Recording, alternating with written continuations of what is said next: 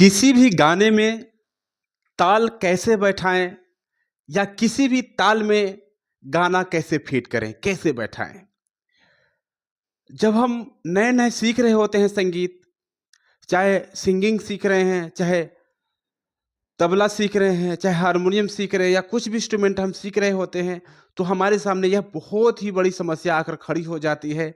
जब हम कुछ बजाने लगते हैं तब हमें समझ नहीं आता कि अगर हम ये फला गाना बजा रहे हैं तो इस फला गाने में कौन सी ताल बैठेगी, या हम तबला सीख रहे हैं या ढोलक सीख रहे हैं या ऑक्टोपैड सीख रहे हैं तो वहाँ हमें समझ नहीं आता कि आ, कौन सी ताल का कौन सा गाना है, यानी कि हम जो ताल बजा रहे हैं इस ताल में कौन सा गाना फीड होगा, कौन सा गाना बैठ सकता है, कौन कौन सा गाना बैठ सकता है।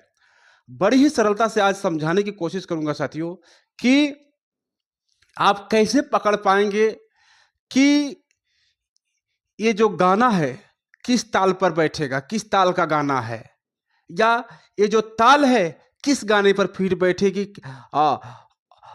किस गाने पर एकदम सही सही आवर्तन अपना पूरा करेगी। सारी चीज़ों को मैं डिटेल में बताने की कोशिश करूंगा, बहुत ही सरलता से बताने की कोशिश करूंगा। तो चलें स्टार्ट करते हैं वीडियो को। उससे पहले आप सभी साथियों को, सभी दोस्तों को नमस्ते, प्रणाम। कैसे हैं आप लोग? उम्मीद करते हैं आप सब बहुत ही बढ़िया, बहुत ही अच्छे होंगे। तो चलें देखते हैं कि इसका फंडा क्या है, कैसे हम समझ सकते हैं।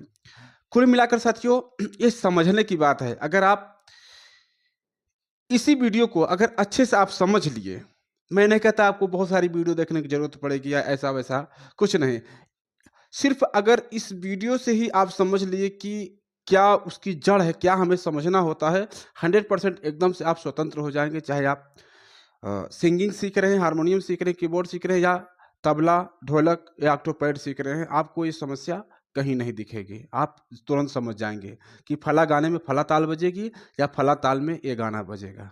राइट? देखिए, जैसे कोई भी गाना लेंगे, जब आप मान लीजिए कि आप पहले में हारमोनियम वादक, सिंगर, इन सब की बात कर लेते हैं कि ये कैसे पकड़ेंगे। क्या है साथियों कि जब आप कोई भी गाना लेंगे, कोई भी गाना लेंगे, कोई भी गाना आप गाने की कोशिश करेंगे, आप बजाने की कोशिश करेंगे, तो उसमें दो तीन चीजें होती हैं। क्या क्या चीजें होती हैं? दो तीन चीजें होती हैं। एक ये कि जैसे मान लीजिए कि मैं ऐसे 1 2 3 4 5 6 7 8, समझ पा रहे हैं? मान लीजिए इस तरीके से कोई बीट है, राइट? इस तरीके से कोई बीट है, तो जो गाना होता है, गाना क्या है कि जैसे एक बीट पर एक एक अक्षर हो सकता है या होता है। ठीक, एक एक बीट पर एक अक्षर, और कहीं कहीं ऐसा होता है साथियों कि जो एक अक्षर है वो 2 या 3 बीट तक चला जाएगा। जैसे एग्जाम्पल के तौर पर, जैसे मान लीजिए कि हम गाए क्या, सा, सिंपल से पहले समझ लेते हैं कि सा रे गा मा पा धा नी सा। मान लीजिए कि एक बीट पर एक बोल हो गया हमारा, एक स्वर हो गया। लेकिन क्या होता है आगे चल के, ऐसे हो जाता है जब गाने की बारी आती है। गाने में क्या हो जाता है कि जैसे सा रे गा, ऐसे हो जाता है, यानी कि स्वर एक ही रहेगा और 3-4 बीट चला जाएगा। और ऐसा भी होता है कि जैसे सा रे ग ग म प ध, ऐसा, मतलब कि एक बीट रहेगी और उस पर 2 सुर हो जाएगा। समझे? कभी एक बीट पर एक बोल, कभी 2-3 बोल 2-3 बीट पर एक बोल, और कभी इसी का एकदम से उल्टा हो जाएगा।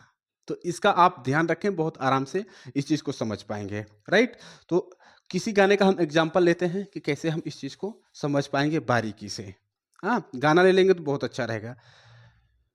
हाँ, तो जैसे सारेगामापाधानिसा हम किए तो एक बीट में एक बोल आ रहा था ना, इसी तरीके से साथियों जितने भी ताले हैं सबकी एक लिमिट मात्रा है, सबका एक सम बनता है। जैसे मान लें कि हम ले लेते हैं किसको, जिस पर सबसे ज्यादा गाने बनते हैं, कहरवा ताल को हम लेते हैं। राइट? तो धा गे ना ती ना क धीन। राइट साथियों, ये तो आप समझ जाएंगे बहुत अच्छे से, ठीक ना। धागे न ती न क धीन, तो कितनी मात्राएं हुई यहाँ पर देखें, 1 2 3 4 5 6 7 8। यह जो ताल है कितनी मात्रा की है, 8 मात्रा की, ठीक। तो देखें, जो गाना आपका रहेगा, जो भी गाना रहेगा इस ताल का, इस ताल का, वो एक लाइन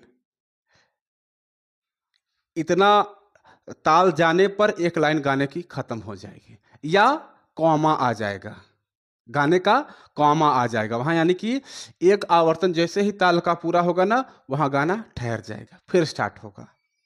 ऐसे पकड़ते हैं कि हम फला एक ताल है, तो इस पर कौन सा गाना फीड हो रहा है, या फला गाना है तो इस पर कौन सी ताल फीड हो रही है, ऐसे ही समझते हैं हम। तो देखें, इस पर आधारित कोई गाना लेते हैं, तो कौन सा गाना हम ले सकते हैं, हाँ ये गाना ले सकते हैं हम। दिल दीवाना बिन सजना के माने ना।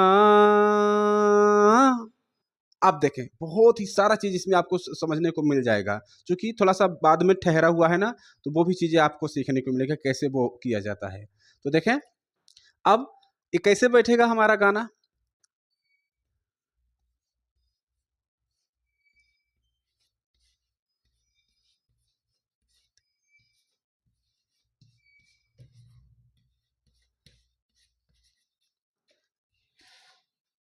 देखें साथियों, ये देखें, एक लाइन आपकी समाप्त होगी कुछ इस तरीके से। गाना ताल के साथ ना कुछ ऐसे बनता है, कुछ ऐसे बैठा रहता है। कैसे, जैसे धागे नाती न कधीन, दिल दीवाना। देखें क्या है, ये अपना 2 3 जगह अपना स्पेस छोड़ दिया है, जगह छोड़ दिया है उतनी मात्रा पूरी करने के लिए। जैसे 8 मात्रा का है, धागे नाती न कधीन, 1 2 3 4 5 6 7 8। तो गाने की भी जो एक लाइन है, दिल दीवाना, तो 8 मात्रा में ही यह समाप्त हो रही है। 1 2 3 4 5 6 7 8। राइट, आगे बढ़ते हैं। क्या है, बीन सजना के, इस चीज को पकड़ना होता है साथियों। किसको, ये जो बीच बीच में गैप आ रहे हैं, थोड़ी थोड़ी एक एक मात्रा बढ़ रही है ना, इस चीज को पकड़ना होता है, पहचानना होता है, तभी आप ताल के साथ एकदम लिपट कर गा पाएंगे या बजा पाएंगे। या आप ताल ताल बजाते हैं, मतलब ताल वाला कोई चीज बजाते हैं, जैसे तबला ढोलक ऑक्टोपैड ये बजाते हैं, तो भी आपको गाने को ना इस तरीके से समझना होगा कि कहाँ थोड़ा सा सस्टेंस आ रहा है।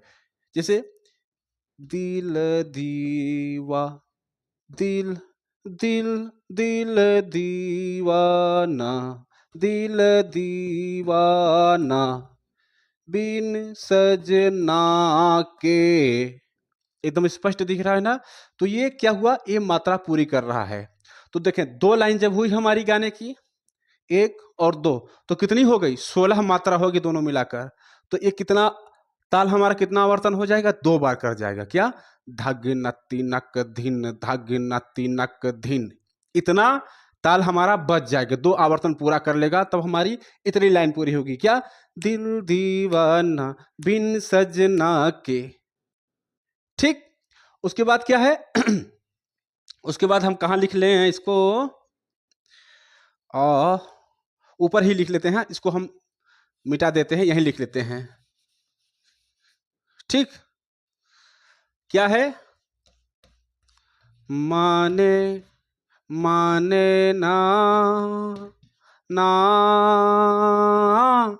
अब देखें कितना बड़ा सस्टेंस आया, यहां से लेकर वहां तक, यहां से लेकर वहां तक। तो इसको कैसे गाएंगे, माने ना। तो देखें, क्लियर हो गया ना कि ये तीनों लाइन 8-8 मात्रा की हुई। जैसा कि मैं स्टार्टिंग में ही बोला था कि पॉज आ जाएगा या वहाँ कॉमा आ जाएगा। जिस ताल की जितनी ताल की मात्रा रहेगी उतना होने के बाद वो ठहर जाएगा गाना। तो देखें, दिल दीवाना 8 मात्रा ये हो गई। बिन सजना के 8 मात्राएं हो गई। फिर माने ना 8 मात्रा ये हो गई। बोले तो ये इतने बड़े बड़े टुकड़े 3 बार हमें गाने होंगे। हाँ, 8-8 मात्रा को 3 बार गाना होगा। कहाँ तक?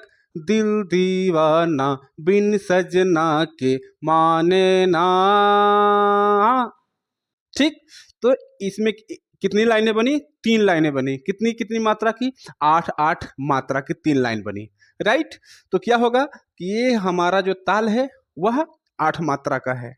हमारी ताल कितनी मात्रा की है? 8 मात्रा की है। तो कितनी बार हमारी ताल बज जाएगी? 3 बार बज जाएगी। यानी कि हमारी ताल का 3 आवर्तन पूरा हो जाएगा। धागे ना तीनक धिन, धागे ना तीनक धिन, धागे ना तीनक धिन। राइट, इतना पूरा हो जाएगा तब जाकर ये गाना हमारा आराम से पकड़ लेगा पूरे ताल को। राइट, आगे बढ़ते हैं। क्या है हमारा गाना? इसी का अगला लाइन देखते हैं। हाँ, कि वो भी सही से बैठता है कि नहीं इसी पर। इसको नहीं मिटाना था क्या? हाँ, पहले इसको देख लेते हैं। क्या कहाँ? इसको देख लेते हैं हम।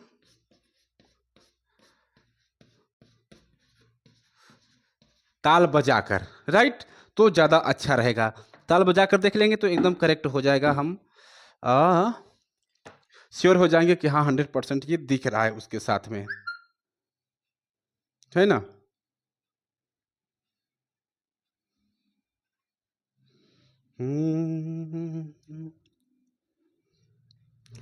धागे नाती नक धीन, धागे नाती नक धीन।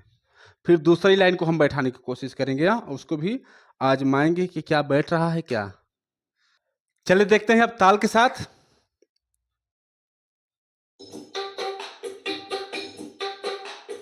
धागे नत्ती नक धिन, धागे नत्ती नक धिन, धागे नत्ती नक धिन, धागे नत्ती नक धिन। दिल दीवाना बिन सजना के माने ना। देखे, दिल दीवाना बिन सजना के माने ना। करेक्ट ना? एकदम बैठ रहा है ताल। गाना हमारा एकदम लिपट कर आ रहा है बहुत अच्छे से, एकदम करेक्ट। फिर आगे बढ़ते हैं। देखें कि कैसे बैठाते हैं, कहाँ जगह देखनी पड़ती है हमें, कहाँ फास्ट जाना पड़ता है, कहाँ ठहरना पड़ता है। फिर क्या है? ए पगला है।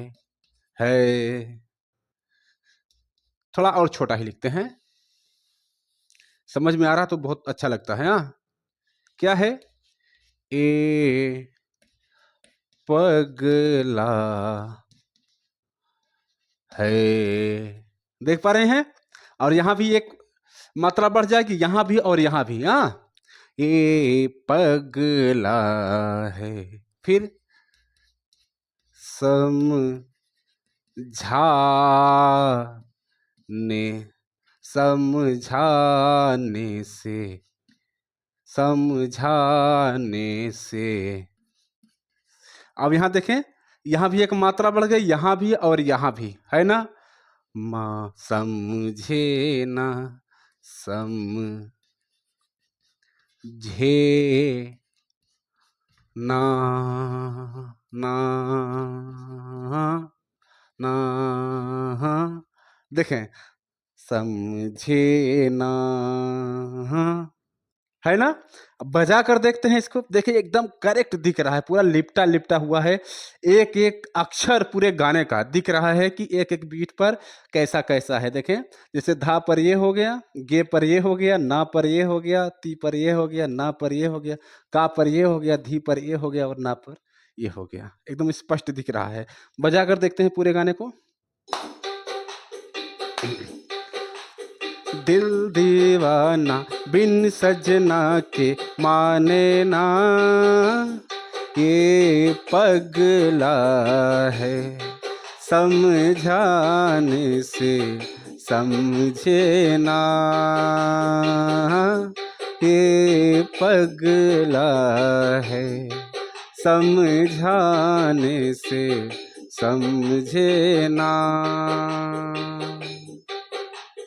दिल दीवाना बिन सजना के माने ना, ये पगला है समझाने से समझे ना।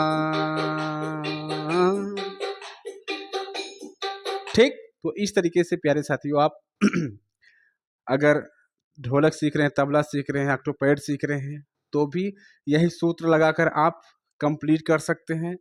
कौन से ताल में कौन सा गाना है या कौन से गाने में कौन सा ताल बैठेगी, या आप सिंगिंग सीख रहे हैं, हारमोनियम सीख रहे हैं, कीबोर्ड सीख रहे हैं, तो भी आप इस सूत्र का प्रयोग करके ऐसे गाने को समझकर बिठा सकते हैं। हर एक ताल आपको दिखेगी और कौन से ताल में कौन सा गाना लगेगा, बैठेगा, वो भी स्पष्ट दिखने लगेगा। राइट? तो इस वीडियो में इतना ही। मिलते हैं अगले प्यारे से वीडियो के साथ। तब तक के लिए आप सभी साथियों, सभी दोस्तों को नमस्ते।